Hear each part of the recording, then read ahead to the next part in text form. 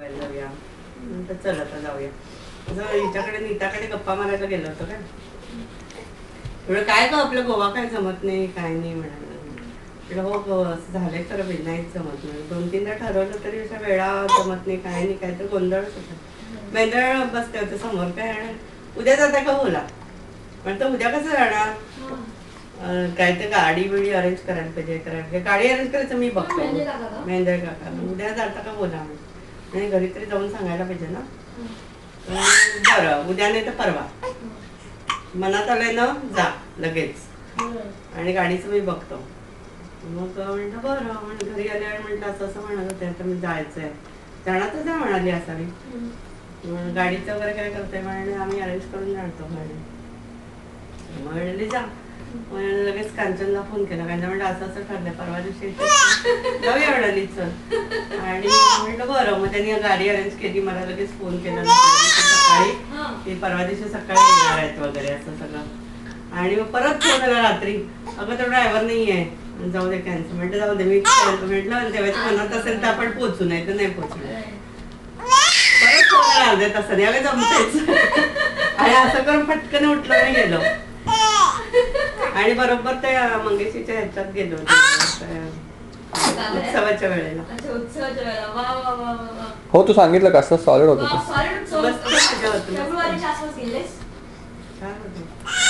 त्याचा नौका विहार तर काय सुंदर होता. त्या देवाला वाजत वाजत आणला. मग 2 बोटी अशा जवळ करून त्याच्यावर एक प्लॅटफॉर्म ठेवला होता लाकडी. त्याच्यावर देवाला बसवला होता मोठा. त्याच्यावर देवाला बसवला. आजूबाजूनी फुलाचं डेकोरेशन सगळे हे लेक मध्येच लेक मध्ये आणून त्या होडीत बसवलं. आणि सगळ्या बाजूनी पणत्या लावल्या होत्या. आजूबाजूनी सगळ्या डेकोरेट केलं होतं वेगवेगळ्या. आणि असं देवाला सगळं फुलं बिलं सगळं घालून मस्त देवाला छान फिरवलं बसून. आणि मला वाटतं एक चक्कर मारणार आणि झाला नौका विहार म्हणून. तसं नाही असं मध्ये गोल फिरवलं. मग परत साईडनी मग तिकडून असं इकडून असं इकडून असं असं छान फिरवलं. हे मशीन लावली होते.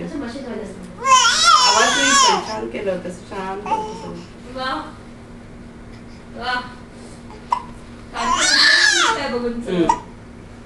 छान बघायला ते पहिल्यांदाच पोहोचलेले पंगेशीला. आणि मग देवाच्या गाभाऱ्याच्या जस्ट बाहेरची जागा असते तिथे कोणाला जायला नाही. तर आम्ही म्हटलं त्यांना रिक्वेस्ट केली म्हणजे हिला ते हे म्हणायचं की सुक्त वगैरे म्हणते ना. गीता खूप काय काय म्हणते तर तिला श्री सुक्त म्हणायचंय म्हणून. मग ते म्हणाला इथेच थांबा म्हणून. कोणी नसताना हात घेतो. कोणी नसताना आतला दरवाजा म्हणून हात गेला. अगदी गाभाऱ्याच्या जस्ट बाहेर बसून त्याने छान श्री सुक्त म्हटलं.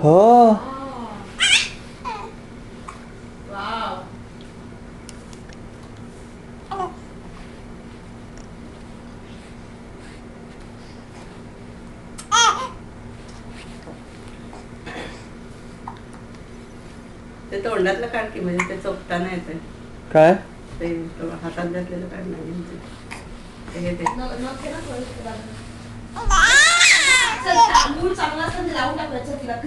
काय ते हे दे ना चोखायला. छान मूठ घालता तोंडात.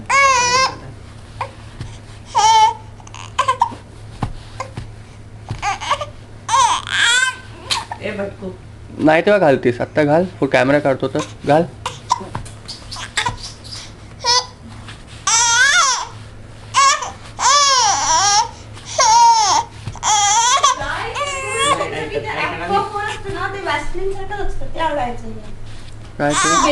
बेबीचं पण असतं कडक. त्याशिवाय वाचत होते. तू बंद केलंस की मी लावते. ओके.